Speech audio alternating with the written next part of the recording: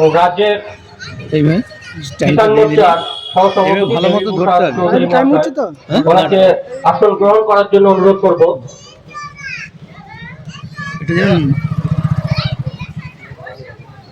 আর উপস্থিত আছেন জেলার যুবক প্রাক্তন সভাপতি ও বিজেপির জেলার প্রাক্তন সম্পাদক সৌমেন দাসগুপ্ত মহাশয়, ওনাকেও আসন গ্রহণ করার জন্য অনুরোধ করব। তো এই সভায় আরো রয়েছেন আমাদের টুলুদি রয়েছেন, আমাদের একমাত্র জেতা প্রার্থী, এবং আরো রয়েছেন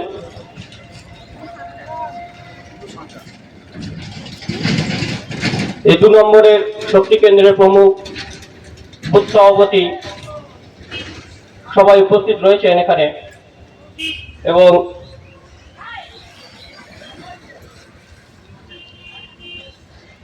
আমাদের দেবী প্রসাদ চৌধুরী মহাশয়কে উত্তরীয় পরিয়ে বরণ করে নেবেন এই 2 নম্বর শক্তি কেন্দ্রের প্রমুখ তন্ময় দলুই।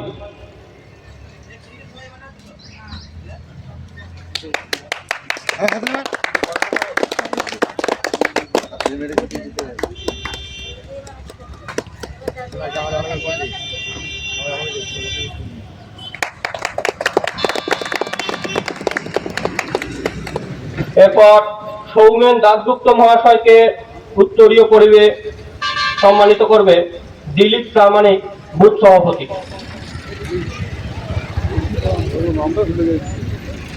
নিখিল প্রামাণিক, সরি।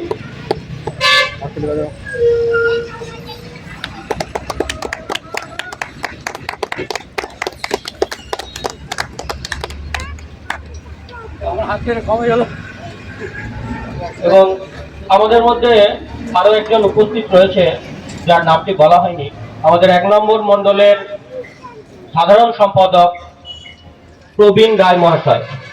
এই প্রবীণ রায় মহাশয়কে উত্তরীয় পরিয়ে সম্মানিত করবেন নির্মল মন্ডল মহাশয়, মন্ডল কমিটির সভাপতি।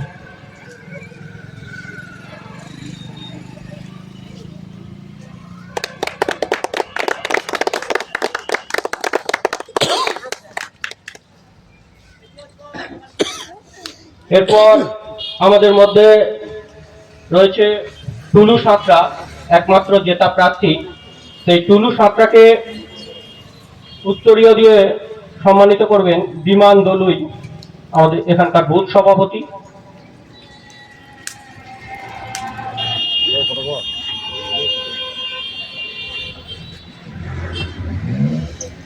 জয় শ্রীরাম।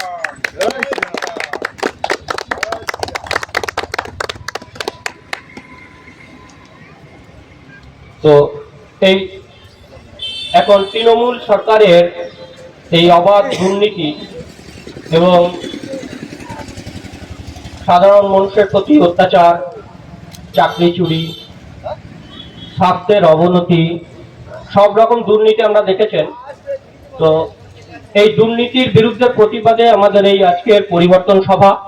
এই পরিবর্তন সভায় এই মুহূর্তে আপনাদের সামনে কিছু বক্তৃতা রাখবেন সৌমেন দাসগুপ্ত মহাশয়। তোনাকে কিছু বলার জন্য অনুরোধ করছি।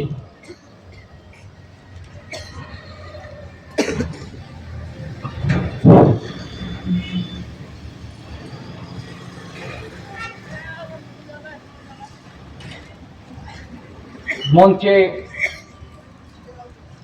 উপবিষ্ট ভারতীয় জনতা পার্টি রাজ্য কিষাণ মোর্চার প্রাক্তন সহসভাপতি দেবী প্রসাদ চৌধুরী মহাশয়, মঞ্চে উপস্থিত এই বাগাসন অঞ্চলের জেতা সদস্য ভারতীয় জনতা পার্টির টুলু সাঁতরা, উপস্থিত ভারতীয় জনতা পার্টির মন্তেশ্বর মন্ডলের সাধারণ সম্পাদক প্রবীণ রায় ও চন্দন ঘোষ মহাশয়, উপস্থিত আছেন আমাদের এই বাগাসন অঞ্চলের বুথ সভাপতি ও আমাদের কার্যকর্তারা, আমার এই মাইকের আওয়াজ যত দূর পর্যন্ত যাচ্ছে প্রত্যেককে আমার শুভেচ্ছা জানিয়ে কিছু কথা আমি বলতে চাই। ভারতীয় জনতা পার্টি এই যে আজকে এই বাগাসনের মোড়ে যে পথসভার আয়োজন করা হয়েছে, এইটা আমাদের এক পরিবর্তন সভা। ভারতীয় জনতা পার্টির গোটা পশ্চিমবঙ্গ জুড়েই আমাদের এই পরিবর্তন সভা কোনো না কোনো জায়গায় প্রত্যেক জেলায় এই কার্যক্রম চলছে। এই কার্যক্রমের আমাদের এই পরিবর্তন সভা, এই সভায় আমরা পরিবর্তনের ডাক দিতে চাইছি, সাধারণ মানুষের কাছে বলতে চাইছি, বন্ধুগণ, আজ আমাদের এই পশ্চিমবঙ্গে এসআইআর এর প্রক্রিয়া শুরু হয়েছে। গতকালকে এসআইআর এর ফর্ম জমা শেষ দিন গেছে। আপনারা দেখেছেন বা জানেন পশ্চিমবঙ্গে প্রায়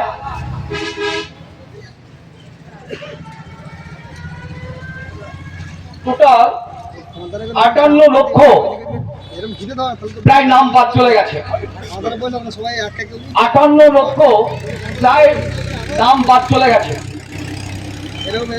আজকে এসআইআর প্রক্রিয়াকে বাদ দেওয়ার জন্য, এসআইআর প্রক্রিয়াকে বন্ধ করার জন্য আজকে আপনারা জানেন এই পশ্চিমবঙ্গের শাসক দল তথা এই তৃণমূল সরকার নানাভাবে দিল্লি থেকে আরম্ভ করে পশ্চিমবঙ্গের কমিশন পর্যন্ত বিএলওদের নিয়ে এবং নিজেরা আন্দোলনের মধ্যে দিয়ে এই এসআইআর এর প্রক্রিয়া বন্ধ করতে চেয়েছিলেন। আমি কিছু কথা বলতে চাইছি। আজকে এই এসআইআর এর প্রথম ভারতবর্ষে শুরু হয়েছিল 1952 সালে। এই 1952 সালে প্রথম আমাদের ভারতবর্ষে এই এসআইআর এর কাজ শুরু হয়। তখন আমাদের দেশের প্রধানমন্ত্রী ছিলেন কংগ্রেসের জওহরলাল নেহরু। 1957 সালে সেকেন্ড এসআইআর এর কাজ শুরু হয়। তখন আমাদের এই দেশের প্রধানমন্ত্রী ছিল সেই কংগ্রেসেরই জওহরলাল নেহরু। 1961 সালে যখন এসআইআর হয়েছিল তখন সেই জওহরলাল নেহরু প্রধানমন্ত্রী ছিলেন, সেও সেই কংগ্রেসের প্রধানমন্ত্রী। 1965, 1966 সেই সময় এই 2 বছর লাল বাহাদুর শাস্ত্রী ছিলেন, সেটাও কংগ্রেসের প্রধানমন্ত্রী ছিলেন।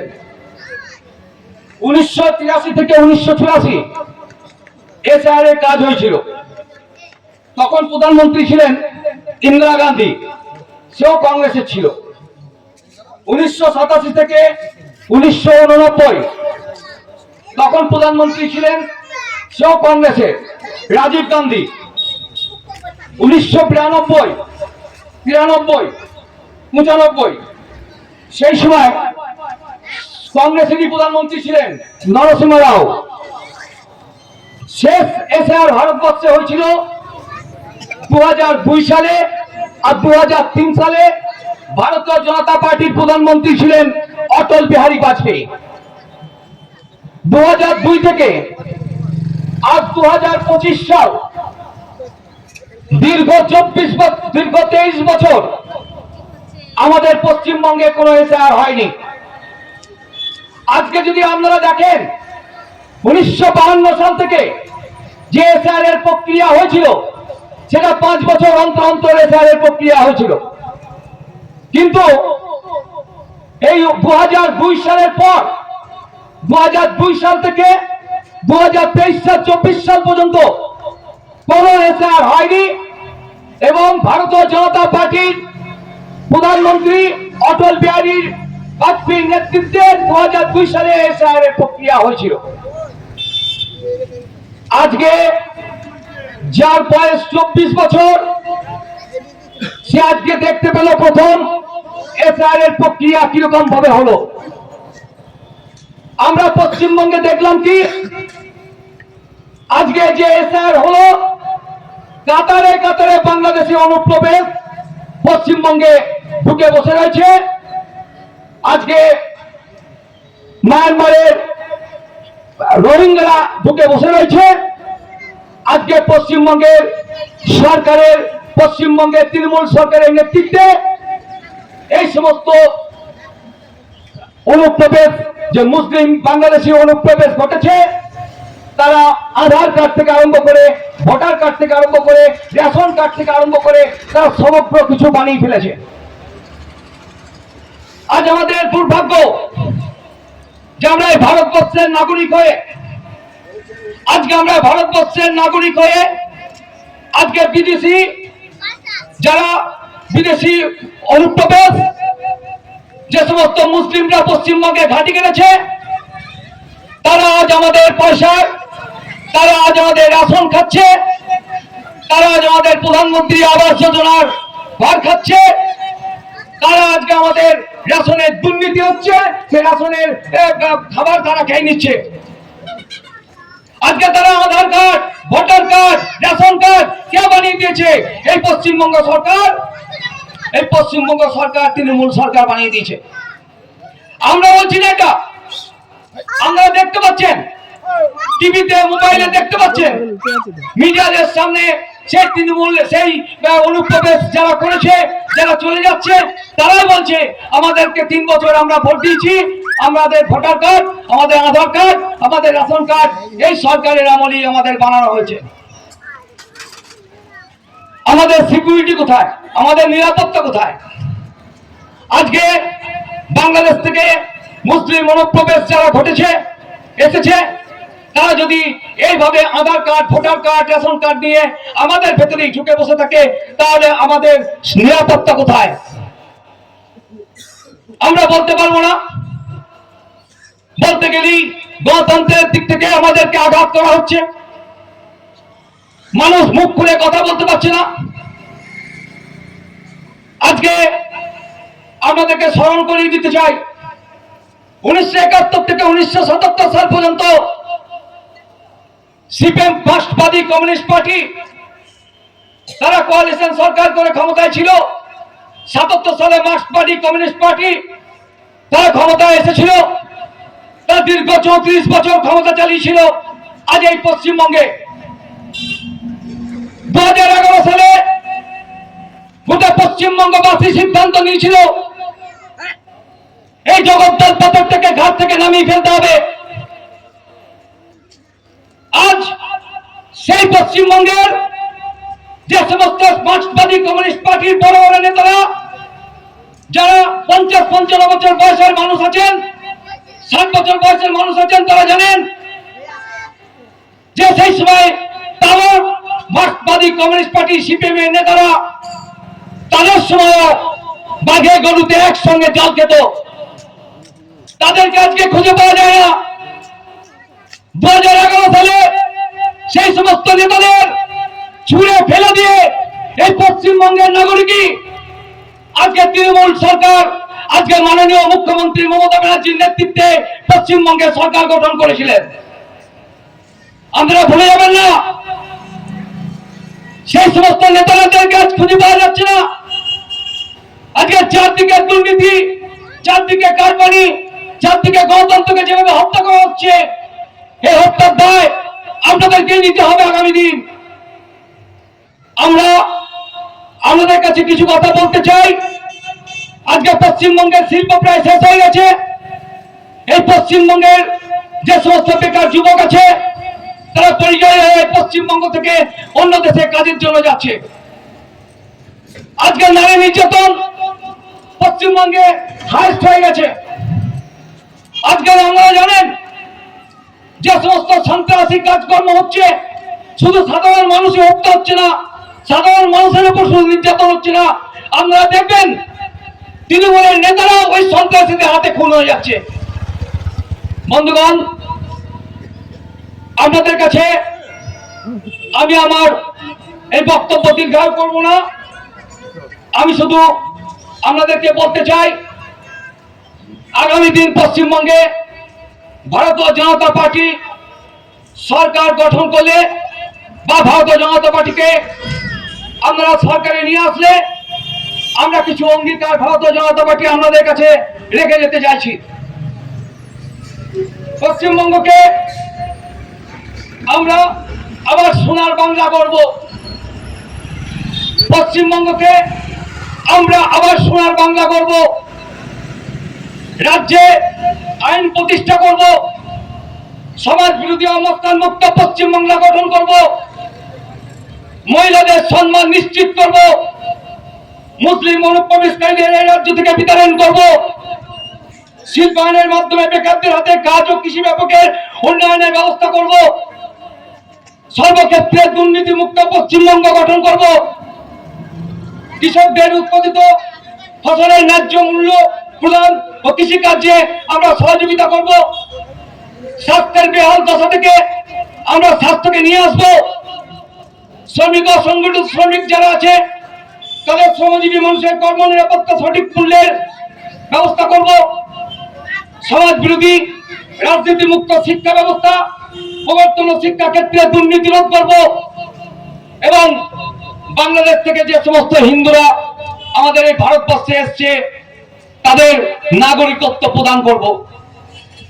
বন্ধুগণ, আপনাদের কাছে আমাদের ভারতীয় জনতা পার্টির পক্ষ থেকে অনুরোধ, আপনারা আপনাদের নিজেদের দিকে তাকিয়ে তো পাঠি, আপনার যে জেনারেশন, আপনার যে ছেলে বাচ্চা, তাদের মুখের দিকে তাকিয়ে আগামী ভবিষ্যতের কথা চিন্তা করে ভাববেন আগামী দিন এই পশ্চিমবঙ্গের যে বেহাল দশা চলছে সেই বেহাল দশা থেকে আপনাদেরকে মুক্ত করতে হবে।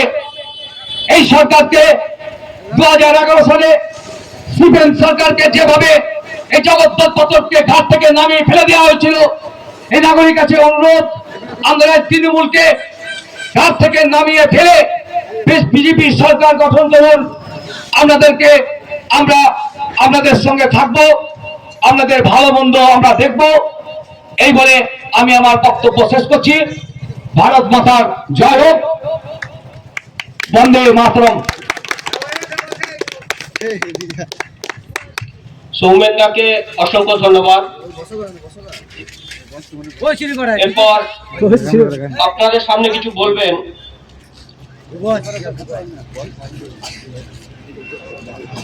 দেবী প্রসাদ চৌধুরী মহাশয়। ওনাকে অনুরোধ করব কিছু বলার জন্য।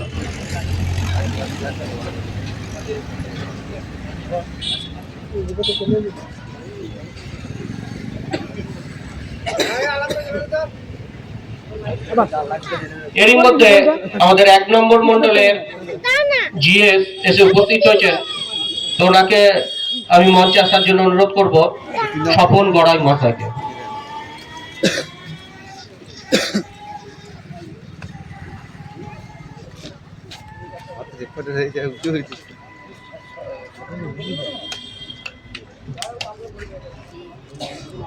এই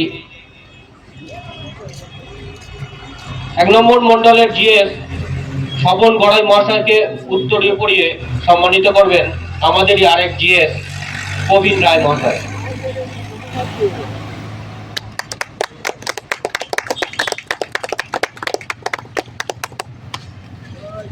এবার আমরা দেবী প্রসাদ চৌধুরী মহাশয়কে কিছু বলার জন্য অনুরোধ করবো।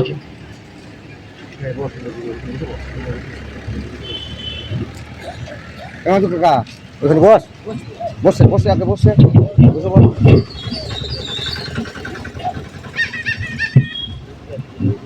হ্যাঁ,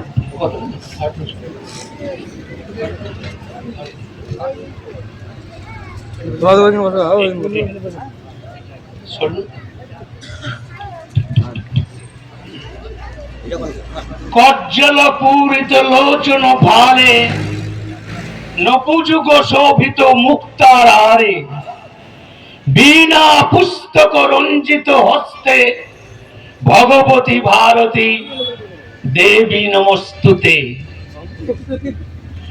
নমঃ রাম রামচন্দ্রায় রামভদ্রায় বেধসে, নমঃ রঘুনাথায় নাথায় সীতায় পতয়ে নমঃ। প্রথমে যে প্রণাম মন্ত্রটি আমি উচ্চারণ করলাম, সেই প্রণাম মন্ত্রটি হলো বিদ্যার দেবী মা সরস্বতী প্রতি বিনম্র শ্রদ্ধা জানিয়ে এবং প্রভু রামচন্দ্রের প্রতি তার প্রণাম মন্ত্র উচ্চারণের মাধ্যমে ভগবান শ্রী রামচন্দ্রের প্রতি শ্রদ্ধা নিবেদন করলাম।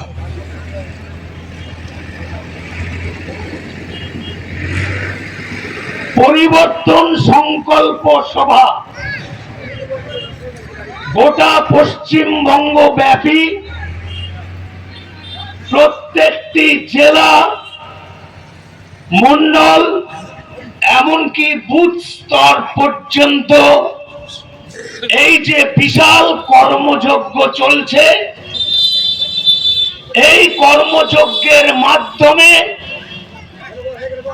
ভারতীয় জনতা পার্টির পক্ষ থেকে আমরা পশ্চিম বাংলার জনগণের কাছে বার্তা দিতে চাই। আজকের এই বাঘাসন গ্রামের মেন রাস্তার ধারে কালী মন্দির রয়েছে। এই কালী মন্দিরের আরাধ্য দেবীর প্রতিও শ্রদ্ধা জানিয়ে এখানকার যে সমস্ত মঞ্চের সামনে বিভিন্ন ভাবে ছড়িয়ে ছিটিয়ে দেবতুল্য কার্যকর্তা রয়েছেন, মঞ্চে উপবিষ্ট আমাদের জেলা, মন্ডল, শক্তি কেন্দ্রের প্রমুখ এবং বুথ সভাপতি, সবচেয়ে বড় ব্যাপার হলো এই বাঘাসন পঞ্চায়েতের একজন নির্বাচিত সদস্য রয়েছেন, কি নাম যেন, টুনু সাঁতরা মহাশয়া, উনিও মঞ্চে উপবিষ্ট রয়েছেন।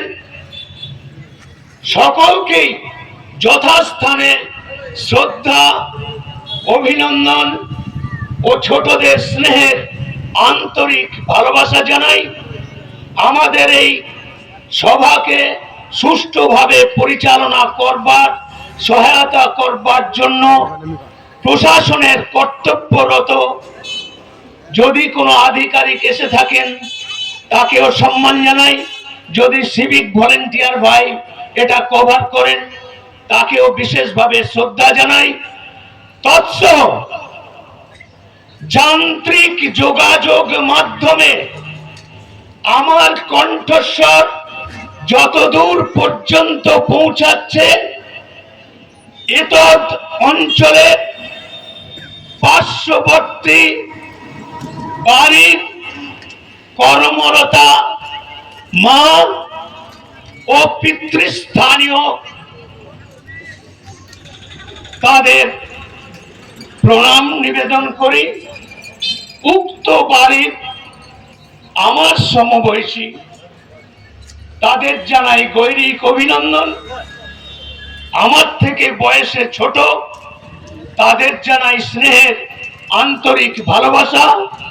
এই মিটিং পরিচালনা করবার জন্য যে ভাইটি এই যে যান্ত্রিক যোগাযোগ ব্যবস্থা অর্থাৎ মাইক্রোফোনের মাধ্যমে আমাদের শব্দ বিভিন্ন প্রান্ত পর্যন্ত মানুষের কানে পৌঁছাচ্ছে, সেই মাইকম্যান ভাইটিকেও গৈরিক অভিনন্দন জানাই। তৎসহ এই এলাকায় যে ক্ষুদ্র ব্যবসাদার রয়েছেন, বিভিন্ন ব্যবসায় কর্মরত, তাদেরকে শুভেচ্ছা জানাই। বিভিন্ন প্রান্ত থেকে আগত ক্রেতা মণ্ডলী, তাদেরকেও ভারতীয় জনতা পার্টির পক্ষ থেকে গৈরিক অভিনন্দন জানাই। আমার পূর্ববর্তী বক্তা সৌমেনদা আমার দীর্ঘ রাজনৈতিক জীবনের বিগত 40 বছর ধরে আমি ভারতীয় জনতা পার্টির একজন যোদ্ধা। এই বাগাসন গ্রামেও অতীতে আমি প্রোগ্রাম করে গেছি, বক্তব্য রেখে গেছি। এই এলাকায় মালডাঙ্গা, বাগাসন থেকে আরম্ভ করে এই এলাকায় বহু গ্রামে বিধানসভা নির্বাচন, লোকসভা নির্বাচন, পঞ্চায়েত নির্বাচন, বহু নির্বাচনে বক্তব্য রাখার জন্য আজ যেমন আমাদের এই যে পরিচালনা করছেন আমাদের শ্রদ্ধেয় ঝুলনদা, আজ দুপুর বেলায় আমাকে বললেন যে দেবুদা আপনাকে বাগাসনে আসতে হবে।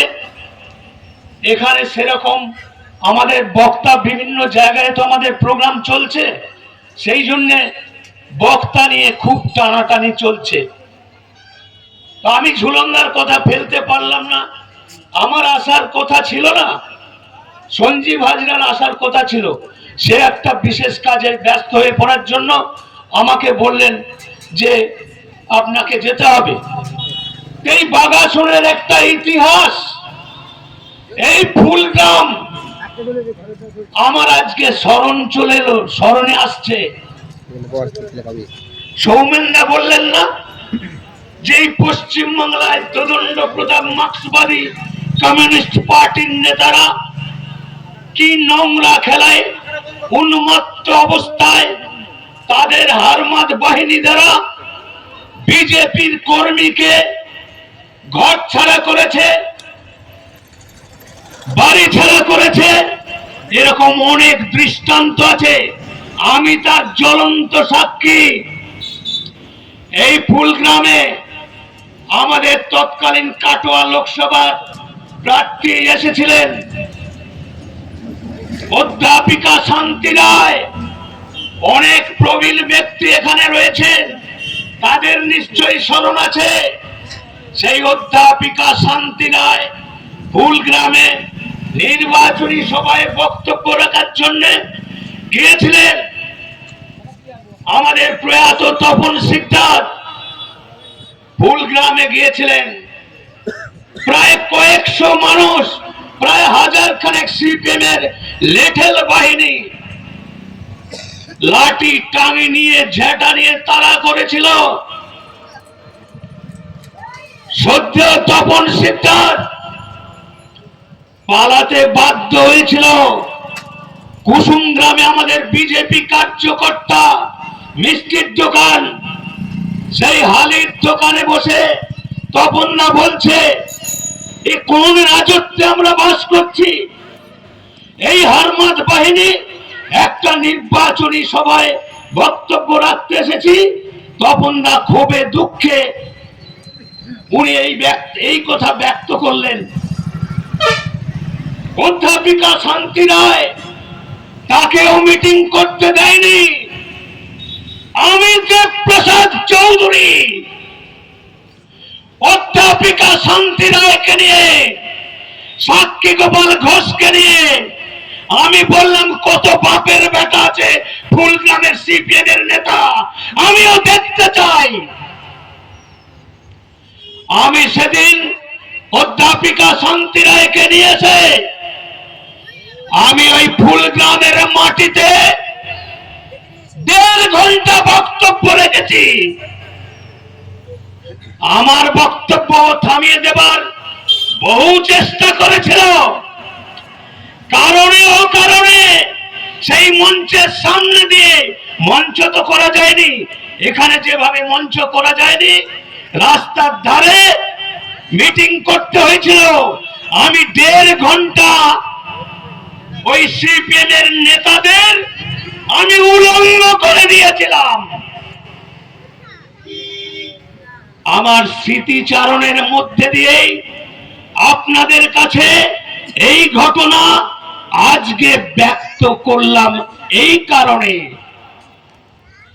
34 বছরের জগদ্দল পাথরের মতো মৌরসি পাট্টা গেড়ে পশ্চিম বাংলার জনজীবনকে ভীতি সন্ত্রস্ত করে, চুরি জুয়ো করে, লুট করে পশ্চিম বাংলার তৎকালীন সময়ের গণতান্ত্রিক পরিকাঠামোকে ধ্বংস করে দিয়ে পশ্চিম বাংলার শিল্পকে শ্মশানে পরিণত করে দিয়ে পশ্চিম বাংলার প্রকৃত উন্নয়নকে স্তব্ধ করে দিয়ে আর গরিব মধ্যবিত্ত মেহনতি মানুষদেরকে ভুল বার্তা দিয়ে, ভুল বুঝিয়ে তারা দীর্ঘদিন রাজনীতি করেছে। আজকের এই পথসভা মঞ্চ থেকে আমি প্রশ্ন করতে চাই, তৎকালীন দিনের মার্ক্সবাদী কমিউনিস্ট পার্টির কোন নেতার কণ্ঠে কানে যদি আমার কণ্ঠস্বর পৌঁছায়, আমি তাকে প্রশ্ন করছি যে আপনারা বলুন 1920 সালে কানপুরে সর্ব ভারতীয় সম্মেলন মার্ক্সবাদী কমিউনিস্ট পার্টির 1920 সালে ওদের প্রথম সম্মেলন হয়েছিল দিল্লির কাছে কানপুরে। তো সেই সম্মেলনের দিন থেকেই ধরছি 1920 সাল আর আজকে হচ্ছে 2025 সাল। কত বছর হলো? ওইদিকে গেল 20 বছর, অর্থাৎ ওইদিকে গেল 80 বছর। 1920 সাল থেকে 2000 পর্যন্ত 80 বছর, আর এদিকে হলো 25 বছর। তাহলে কত হলো? 105 বছর ধরে মার্ক্সবাদের ট্যাবলেট খাইয়েছেন পশ্চিম বাংলার জনগণকে। তার রেজাল্ট কি? বিগত 105 বছর ধরে মৌরসি পাট্টা গেড়ে আপনারা পশ্চিম বাংলায় রাজত্ব করেছেন। আপনাদের দলের তো প্রধানমন্ত্রী হবার কথা ছিল, কেন হয়নি? তার কারণ মার্ক্সবাদী কমিউনিস্ট পার্টির নেতাদের যে ইডিওলজি, অ্যাসিমিলেশন, ডেস্ট্রয়েড, মানে খতম করে দেওয়ার রাজনীতি। তাই যেখানে রাশিয়ায় কমিউনিজমের পীঠস্থান, কম্বোডিয়া, পৃথিবীর অনেকগুলি রাষ্ট্রে মার্ক্সবাদী কমিউনিস্ট পার্টির কমিউনিজম তত্ত্ব নিয়ে তারা রাজনীতি করে এসেছেন। রাশিয়ায় মার্ক্সবাদ, লেনিনবাদ, স্টালিনবাদ সমস্ত মতবাদকে ঝেঁটিয়ে বিদে করে দিয়েছে। রাশিয়া টুকরো টুকরো হয়ে গেছে। চীনেও কমিউনিস্টের শাসন। চীনের কমিউনিস্ট শাসনের ইতিহাস আমি ব্যাখ্যা করলে আপনারা শুনতে শুনতে ক্লান্ত হয়ে যাবেন। তিয়েনানমেন স্কয়ারে 10,000 যুব ছাত্রকে প্রকাশ্য গুলি করে মেরে দেওয়ার ঘটনা, এখানকার সিপিএম এর নেতারা, তৃণমূলের নেতারা, কংগ্রেসী নেতারা যে ধর্ম নিরপেক্ষতার কথা বলে একটা বিশেষ সম্প্রদায়ের মানুষকে আড়াল করে ভোট বৈতরণী পার হবার জন্য তোষামদের রাজনীতিকে পাথেয় করে আপনারা রাজত্ব করে এসেছেন। আমি আপনাদের কাছে প্রশ্ন করতে চাই, আপনাদের তত্ত্ব, আপনাদের মার্কসিজম যদি আজকে মানুষের কাছে গ্রহণ যোগ্যতা হতো, তাহলে চীনের 20 লক্ষ মুসলমানকে জেলের মধ্যে কয়েদ করে রেখে দিয়েছিল। দাড়ি রাখা যাবে না, হিজাব পরা যাবে না, বেশি মসজিদে মাতামাতি করতে দেওয়া হবে না। সেও তো একটা কমিউনিস্ট কান্ট্রি। এখানকার সিপিএম এর নেতারা সেটা নিয়ে তো কোনো বাদ বিতণ্ডা শুনি না, সেটা নিয়ে তো কোনো ধর্ম নিরপেক্ষতার জিগির তুলে মিছিল করতে শুনি না। আপনারা জানেন পৃথিবীর মধ্যে সর্ববৃহত্তম রাষ্ট্র, মুসলিম রাষ্ট্র, যে রাষ্ট্রের নাম হচ্ছে ইন্দোনেশিয়া। সেই ইন্দোনেশিয়ার জাতীয় পুরুষের নাম কে জানেন? কি করে জানবেন? আপনারা তো বিজেপির বক্তব্য শুনতে চান না। বিজেপিকে সাম্প্রদায়িক করে এই সিপিএম এর কথায় উঠতে বসতে আপনারা গালি দেন। আরে বিজেপির বক্তব্য শুনুন, তবে বুঝতে পারবেন আপনাদের দীর্ঘ রাজনৈতিক জীবনে আপনারা কত বড় ভুল করে এসেছেন। এই বাস্তব সত্য তথ্য আমি আশা করি অতীতে কোনো বক্তার কাছে আপনারা শোনেননি। তো ইন্দোনেশিয়ার জাতীয় পুরুষ হচ্ছেন আমাদের ভারতবর্ষের প্রাণ পুরুষ, যে প্রভু রামচন্দ্রের প্রণাম মন্ত্র বললাম, সেই প্রভু রামচন্দ্রের পুজো হয় ইন্দোনেশিয়া পৃথিবীর সর্ববৃহৎ একটি মুসলিম রাষ্ট্রে রামের পুজো হয়। সেখানে গণেশ চতুর্থী হয়, সেখানে সরস্বতী পুজো হয়। আর এই বেঈমান বিশ্বাসঘাতক নেমোকারামের দল মিথ্যা তথ্য দিয়ে মানুষকে ভুল বুঝিয়ে ধর্ম নিরপেক্ষতার জিগির তুলে তারা চটকদারি রাজনীতি করে। আমি মুখোশ খুলে দিতে পারি প্রত্যেকটা সিপিএম এর নেতা। সুজন চক্রবর্তী, ওর আসল নাম কি জানেন? কজন জানেন? আরে আপনার হাতের মুঠোয় গোটা দুনিয়া আছে, তার মানে মোবাইল পরিষেবা কে দিয়েছে? এই যে হাতে হাতে মোবাইল পরিষেবা কে দিয়েছে? কার দৌলতে, কার চিন্তা ভাবনায়?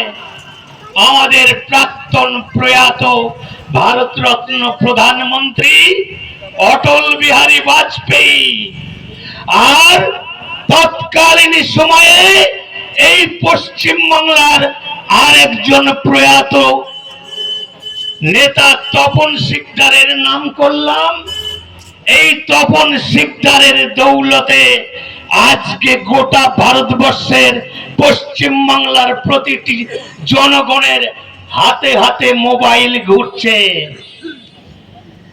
একজন রাষ্ট্র নেতা তপন শিকদার, উনি 2.5 বছর ডাক যোগাযোগ বিভাগের মন্ত্রী থেকে উনি গোটা ভারতবর্ষের সংসদীয় গণতন্ত্রে উনি প্রমাণ করে দিয়েছিলেন মানুষকে পরিষেবা দেওয়ার জন্য কাজ করতে গেলে কেমন ভাবে কাজ করতে হয় সেটা প্রয়াত তপন শিকদার চোখে আঙুল দিয়ে দেখিয়ে দিয়ে গেছেন। 2.5 বছরের ডাক যোগাযোগ বিভাগের মন্ত্রী থেকে যে পশ্চিম বাংলায় 38,000 গ্রামের মধ্যে মাত্র 12,000 গ্রামে ওই ল্যান্ডলাইনের ফোনের ব্যবস্থা ছিল, তপন শিকদার এসে আজকে প্রতিটি মানুষের হাতে হাতে মোবাইল পরিষেবা পৌঁছে দিয়েছে। আমার গ্রামের একজন সিপিএম এর নেতা কটাক্ষ করে বলছে ক্ষেত মজুর ভাইকে, মোবাইল নেবে? ধান কাটগা। সে কাস্তে হাতে দাঁড়িয়ে আছে বাজারে, তাকে বলছে ধান কাটতে যা, ধান কাটতে যা। মোবাইল মোবাইল তোরা কি ব্যবহার করবি? মোবাইল ব্যবহার করবে টাটা, বিড়লা, গোয়েঙ্কা, মফতলাল, এই সমস্ত শিল্পপতিরা মোবাইল ব্যবহার করবে। আর সেই শয়তান, সেই জীবন্ত মার্ক্সবাদী কমিউনিস্ট পার্টির নেতা এখন 3খানা মোবাইল ব্যবহার করছে। সিপিএম এর নেতা নিজে এখন 3খানা মোবাইল ব্যবহার করছে, তার পুরো পরিবারের সবারই হাতে হাতে মোবাইল। আমি নামটা করেই বলছি, আমার গ্রামের সিপিএম এর নেতা, লোকাল কমিটির নেতা মদন রায় আমার সঙ্গে সামনাসামনি টক্কর হয়েছিল। তো মদন রায়ের আমি বাধ্য হলাম নাম নিতে। আমি অনেক কিছু বলবো, ধৈর্য হারাবেন না। মা সরস্বতীর দৌলতে, মা সরস্বতীর দৌলতে আমার কাছে এত তথ্য আছে, আমার বক্তব্য রাখার এত ক্ষমতা আছে, আপনারা শুনতে শুনতে এখানে রাত ভোর হয়ে যাবে, আমি থামবো না। আমার কাছে এত স্টক আছে, তার জন্য আমি চ্যালেঞ্জ করে প্রমাণ সাপেক্ষ আমি বক্তব্য রাখি।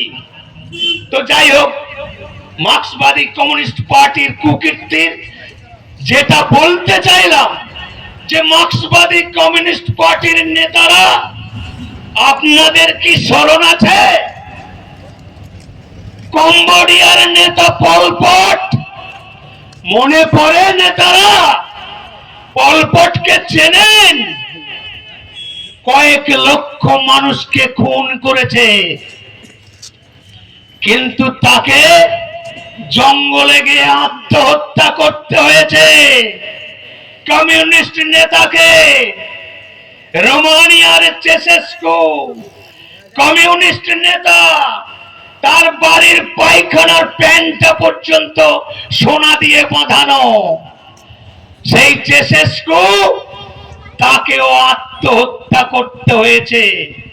তো মার্ক্সবাদী কমিউনিস্ট পার্টির নেতাদের কুকীর্তির কথা যদি আমি একটা একটা করে বলতে আরম্ভ করি, ওই ফুলগ্রামে আমি তো অধ্যাপিকা শান্তি রায়কে নিয়ে মিটিং করে গেছি, তারপরেও তারা অত্যাচার ছাড়েনি।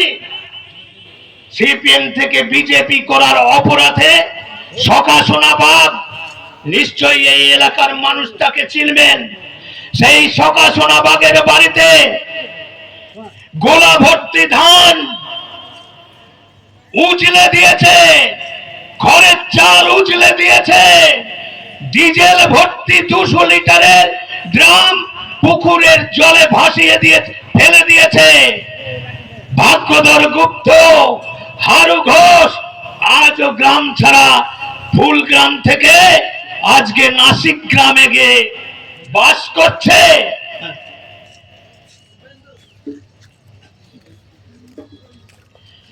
তো সিপিএম এর কুকীর্তির কাহিনী আরো বহু আছে আমার কাছে, প্রমাণ সাপেক্ষ। এবার আমি একটু আমাদের মাননীয় মুখ্যমন্ত্রী, বঙ্গেশ্বরী মুখ্যমন্ত্রী, ওনার সম্বন্ধে কিছু বলি। কারণ উনি আজকে যে অবস্থার মধ্যে দিয়ে দিন কাটাচ্ছেন, উনি পাগল হতে আর বেশি দেরি নেই। উনি পাগল হতে আর বেশি দেরি নাই। আমার কণ্ঠস্বর যদি এখানকার তৃণমূলের কংগ্রেসের নেতা, মাঝারি নেতা, মিনি নেতা, ছোট নেতা, নেত্রী, তাদের কানে আমার কণ্ঠস্বর পৌঁছায়, আমি তাদের উদ্দেশ্যে কয়েকটি প্রশ্ন রেখে যাই। মাননীয় মুখ্যমন্ত্রী মমতা বন্দ্যোপাধ্যায়, উনি স্টেজের মধ্যে এ মাথা থেকে ও মাথা পর্যন্ত পাগলু ড্যান্স করার মতো হাতে মাইক্রোফোন নিয়ে বিজেপির গোষ্ঠী উদ্ধার করতে থাকেন। উনি বিজেপির ভূত দেখেন, প্রত্যেকটি ক্ষেত্রে দিদি বিজেপির ভূত দেখেন। কেন জানেন? উনি এই পশ্চিম বাংলায় প্রায় 15 বছর হলো রাজত্ব করছেন। উনিও একজন লড়াকু নেত্রী, তাতে কোনো সন্দেহ নেই। উনি অনেক লড়াই করেছেন, উনি জেল গিয়েছেন, মার খেয়েছেন, অনেক স্বপ্ন দেখিয়েছেন, অনেক আশা জুগিয়েছেন। পশ্চিম বাংলার জনগণকে প্রতিশ্রুতির বন্যায় উনি ভাসিয়ে নিয়ে গেছেন। উনি 11 সালে যখন সরকারে আসেন, উনি কি বলেছিলেন একটু স্মরণ করিয়ে দিই। উনি বলেছিলেন পশ্চিম বাংলায় আমি প্রতি বছর 2 লক্ষ করে বেকারের চাকরি দিয়ে দেব। উনি বলেছিলেন সিঙ্গুরের টাটা কারখানা চলে গেছে, সেই জমি পুনরুদ্ধার করে 400 দিনের মাথায় সেই জমি পুনরুদ্ধার করে চাষিকে ফেরত দিয়ে দেব। উনি বলেছিলেন কলকাতাকে আমি লন্ডন বানিয়ে দেব। উনি বলেছিলেন দার্জিলিংকে উনি সুইজারল্যান্ড বানিয়ে দেব। উনি এই ধরনের অজস্র প্রতিশ্রুতি দিয়েছিলেন। উনি আরো প্রতিশ্রুতি দিয়েছিলেন পশ্চিম বাংলায় 240টা জায়গায় কোল্ড স্টোরেজ করে দেবেন।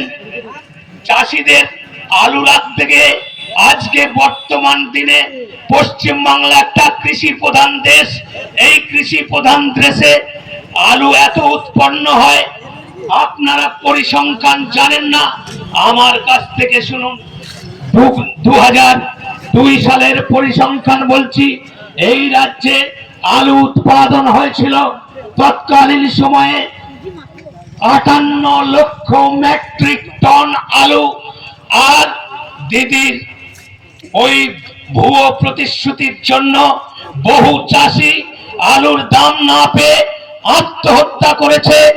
চাষি আলু চাষ করছে, সে আলুর দাম পাচ্ছে না, কোল্ড স্টোরেজে আগে থেকেই বন্ড কিনে নিয়ে এই ভোরের দল নোংরা রাজনীতি করে তারা বন্ড কিনে নিয়ে আলুকে সংরক্ষণ করার ত্বরান্বিত করতে সাহায্য করেনি কাঠমানির মাধ্যমে। পরিসংখ্যান কি বলছে? যে রাজ্যে 58 লক্ষ মেট্রিক টন আলু উৎপাদন হয়, সেই রাজ্যে কোল্ড স্টোরেজের সংরক্ষণের জন্য তৎকালীন সময়ে কোল্ড স্টোরেজ মাত্র 27 লক্ষ মেট্রিক টন আলু সংরক্ষণের ব্যবস্থা ছিল। কোথায় গেল আপনার প্রতিশ্রুতি? কোথায় গেল 240টা কোল্ড স্টোরেজ? আর বেকারের চাকরি, চাকরি করা ছেলেদের চাকরি চলে যাচ্ছে, চাকরি খাচ্ছে, পাথর খাচ্ছে, বালি খাচ্ছে, গরু খাচ্ছে, এমনকি দিদি পায়খানাও খেয়ে নিচ্ছে। আরো কি খাচ্ছে দিদি? দিদি মৃত লাশ খাচ্ছে। দিদি মৃত লাশের চোখ পর্যন্ত খাওয়া শুরু করে দিয়েছেন। এই কদিন আগের ঘটনা দেখেছেন দূরদর্শনের মাধ্যমে, দিদির চেলা চামুন্ডারা লাশের চোখ তুলে নিয়ে বিক্রি করার কাটমানি খাওয়ার ব্যবস্থায় লিপ্ত হয়ে আছে এই তৃণমূল কংগ্রেস। এই তৃণমূল কংগ্রেসের কুকীর্তির কাহিনী আমি যদি একটা একটা করে বলি, আপনারা বলবেন দাদা থামুন, আর বলতে হবে না, আমার বাড়ি যেতে হবে। অনেকে বলবেন বাড়ি গিয়ে অমুক সিরিয়ালটা আমি দেখবো, ওই সিরিয়ালটা খুব ভালো চলছে, ওই সিরিয়ালটা না দেখলে আমার রাতের ভাতটা ঠিক মতো হজম হয় না। অনেক মা বোনকে আজকে টিভি মুখী করে তাদের সিরিয়াল দেখতে বাধ্য করে এমন একটা প্রক্রিয়ার মাধ্যমে পশ্চিমবাংলার মা বোনদেরকে ভুলিয়ে রেখেছে ওই টিভি সিরিয়ালে। প্রত্যেকটা ফ্যামিলিতে যাতে দৈনন্দিন অশান্তির ব্যবস্থা, এটা একটা সিস্টেম। এই সিরিয়ালের মধ্যে অনেক ভালো ভালো ফ্যামিলি, আজকে ছেলের সঙ্গে বাবার কথা নেই, মায়ের সঙ্গে বৌমার কথা নেই, শ্বশুর শাশুড়ির সঙ্গে সম্পর্ক বিচ্ছিন্ন হয়ে যাচ্ছে। তার একটাই কারণ, আজকে প্রচুর পরিমাণে মানুষ সিরিয়াল মুখী হয়েছে, আর দেশদ্রোহীদের তকমা দিয়ে এই সিরিয়ালের মধ্যে দিয়ে ভারতীয় সংস্কৃতি, ভারতীয় পরম্পরা, ভারতবর্ষের ঐতিহ্য তাকে জলাঞ্জলি দিয়ে কৃষ্টি সংস্কৃতিকে ধ্বংস করে দিয়ে সিরিয়ালের মাধ্যমে মানুষকে ভুলিয়ে দেওয়ার ষড়যন্ত্রে লিপ্ত হয়েছে এই মাননীয় মুখ্যমন্ত্রী। আপনারা দেখতে পাচ্ছেন না, রচনা ব্যানার্জিকে দিয়ে কোটি কোটি টাকা এই সিরিয়ালের মাধ্যমে, বিয়ার লটারির মাধ্যমে যুব সমাজকে আজকে দেউলিয়া করে দিচ্ছে। বহু ফ্যামিলি এই ডিয়ার লটারিতে এমন ভাবে আস্তে পিষ্টে জড়িয়ে গেছে, আজকে প্রতিটি ফ্যামিলিতে এই লটারি কাটার একটা মারণ রোগে বহু সংসার ধ্বংস হয়ে গেছে। আর মাঝখান থেকে অভিষেক বন্দ্যোপাধ্যায় কোটি টাকার পুরস্কার পাচ্ছে, অনুব্রত মণ্ডল কোটি টাকার পুরস্কার পাচ্ছে, অনুব্রত মণ্ডলের মেয়ে কোটি টাকার পুরস্কার পাচ্ছে। আর আপনি দিনগত বাবক্ষয় করে টোটো চালিয়ে সবজি বিক্রি করে ফুটপাতে ব্যবসা করে কন্ডাক্টারি করে দিনগত পাপক্ষয় করতে করতে আপনি ভাবছেন আমিও লটারি কাটি, লটারি কাটলে আমার ভাগ্যেও নিশ্চয়ই একদিন 1 কোটি টাকা পড়ে যাবে। আপনারা মরীচিকার পিছনে ছুটছেন। এই লটারি যুব সমাজকে, পশ্চিম বাংলার বহু গরিব ফ্যামিলিকে ধ্বংস করে দিচ্ছে। আর তার পাশাপাশি লোন দেওয়ার একটা প্রবণতা, বাড়ির মধ্যে চলে আসছে একটা চক্র। আপনার লোনের দরকার নেই, সে আপনার বাড়িতে চলে যাচ্ছে, দাদা লোন নিন, অমুক দেবো তমুক দেবো করে ফুসলে ফাসলে বহু মেয়ে ছেলেকে পটিয়ে পাঠিয়ে লোন দিচ্ছে। আর এই লোনের যা সুদ, এই লোন পরিশোধ করতে করতে তার ভিটে মাটি উচ্ছন্নে চলে যাচ্ছে। এই লোনের চক্করেও বহু মহিলা আত্মহত্যা করেছে। আমার গ্রামে এই রকম প্রায় 20-25টা ফ্যামিলি আছে। আমি আমার খুব ক্লোজ বন্ধু একজন সঙ্গীত শিল্পী বাপি ভট্টাচার্য, তাকে তার স্ত্রী ওই লোনের জালে এমন ভাবে জর্জরিত হয়েছে, আত্মহত্যা করতে যাবে, আমার কাছে এলো, 7,000 টাকা চাইলো, বললো 1 সপ্তাহের মধ্যে আমি আবার একটা লোন পাবো। ঠিক আছে ভাই, 1 সপ্তাহের